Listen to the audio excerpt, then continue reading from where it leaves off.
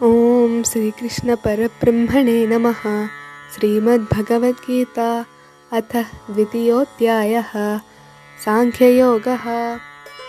కృష్ణుడు పిరికితనమని తిట్టేసరికి అర్జునుడు తనను తాను సమర్థించుకుంటూ ధర్మపరమైన ఒక పెద్ద చిక్కుముడిని కృష్ణుడి ముందు ఉంచుతాడు.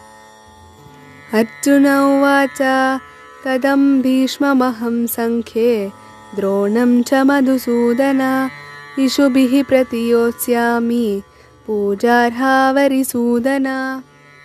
అర్జునుడు శ్రీకృష్ణుని ఇలా అడుగుతున్నాడు. ఓ మధుసూదన, అరిసూదన, యుద్ధరంగంలో పూజ్యులైన భీష్మునిపై, ద్రోణునిపై నేను బాణాలతో ఎదురుదాడి ఎలా చేయగలను?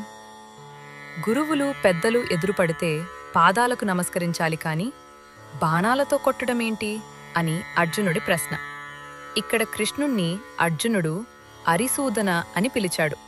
అంటే నువ్వు శత్రువులను చంపుతావు, కాని వీరు నా శత్రువులు కాదు, నా గురువులు అని అర్జునుడి వాదన.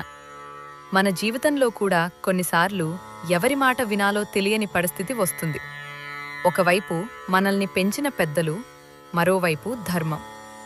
అర్జునుడు ఇక్కడ మన అందరి ప్రతినిధిగా నిలబడి అడుగుతున్నాడు. ఈ కంటెంట్ మీకు నచ్చినట్లయితే లైక్ చేయండి, షేర్ చేయండి, సబ్స్క్రైబ్ చేయండి. ధన్యవాదాలు.